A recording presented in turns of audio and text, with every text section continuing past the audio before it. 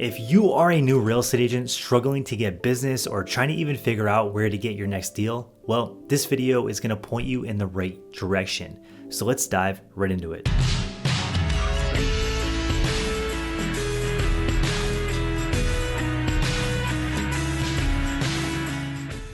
My name is Chris with New Agent Headquarters. On this channel, I share all the content that I have learned over the past 10 years of being a real estate agent full-time and building a real estate team.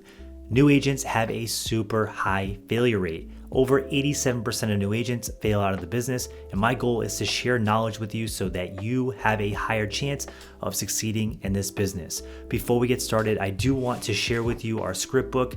We use this script book in our real estate business and our real estate team to get listings and get sellers on the line to have conversations. So be sure to check that out. And in the back of the script book, you're going to get an invite to our Facebook group. It's a Facebook prospecting group. So if you're trying to get into prospecting and stay consistent with it, this can be a great place to meet other agents that are also going through the same journey, the same challenges and struggles of prospecting.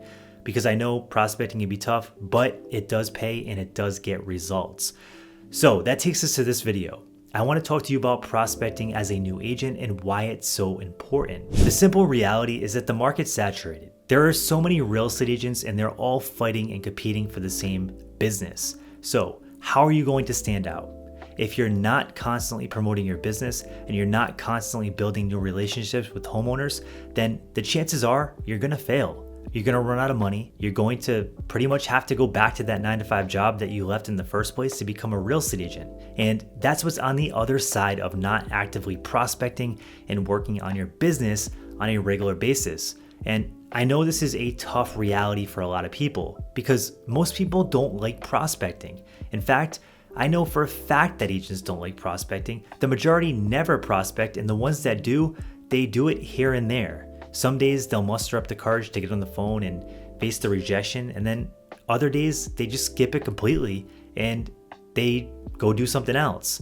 So I know for a fact that agents are avoiding this, and it's common. So if that's you, it's okay because I've been in those same shoes. However, in this video, I want you to realize the benefits of prospecting and then the reality of what's going to happen or what could happen if you don't prospect. Because sometimes we need the fear of failure to motivate us and push us towards the more challenging things in life, because that's going to help you succeed. If you constantly skip over the hard things and fail to be uncomfortable with certain things, you're constantly going to be pushing yourself towards comfort, which isn't going to help you grow as a person and most likely is not going to help you grow your real estate business. So I'm hoping to give you some encouragement here. So the first reason is you want to create a steady stream of leads. As a new agent, you need leads, you need conversations, you need to be drumming up activity in your business. Chances are, if you don't know a ton of people, you're probably just going to be sitting there waiting for the phone to ring, and you can only wait so long until you run out of money. So this is a contact sport and you have to be super active. Get on the phone, start calling leads, start calling people that already have their hand raised. Think about it. For sale by owner leads, nobody wants to call them, but those are people that want to sell their property. They just don't know if they want to sell it with you yet. So why not have that conversation? Why not start building that relationship? So if they do quit and they don't want to do it on their own anymore, you're the agent that they call. Think about that. How many conversations can you have throughout the year with those people? And even if 25% of them or 20% of them turn into somebody that you can work with, think about how many more sales you're going to have under your belt versus the person that just skipped it completely. That takes us to our next thing, and that's building relationships. This whole industry is based on building relationships. People only work with people they know, like, and trust, especially on a purchase this large. Think about it. Most people only do this 1, 2, or maybe 3 times in their entire life, unless they're a real estate investor, which is a totally different beast. But you need to build relationships because chances are they know someone that's going to buy and sell. And if they're going to recommend someone, you want it to be you.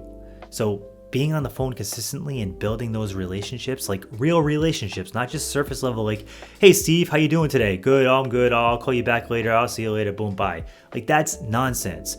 get on the phone and build real relationships because that's going to change your entire business. The next reason is it's going to increase your sales and earnings. No matter which way you look at it, it's going to increase your business. Even if you're terrible on the phone, what's going to happen is over time, you're going to start getting better and better and better. And before you know it, you're going to be an absolute beast on the phone and you're going to be closing a lot of deals from it. And the person that's not doing it at all, they're just not going to get any results. It's like the person that's really bad at running, but every day in the morning they get up and they go for a mile run. Before you know it, they're doing 2 miles. Before you know it, they're doing 3 miles. Before you know it, they're doing 4 miles.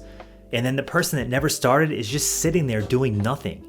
And that's what's happening in real estate, is that the top agents are going through this process of some sort and they're finding their way to success. There are agents out there that don't do this at all and they find success, and usually they have a really big sphere of influence. They could be the life of the party. Maybe they have a huge network. Maybe someone they know has a huge network. But that wasn't me when I started, and chances are if you're watching this video, that isn't you. So I want to show you a way to build your business that is predictable and sustainable, and getting good at prospecting is one of the best ways to do that.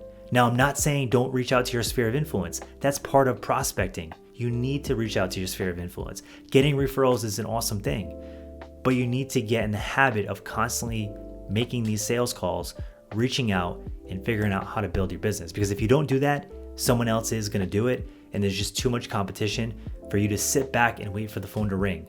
This is not an industry like being a plumber or some kind of service technician where there's super high demand and a really low amount of people doing that trade.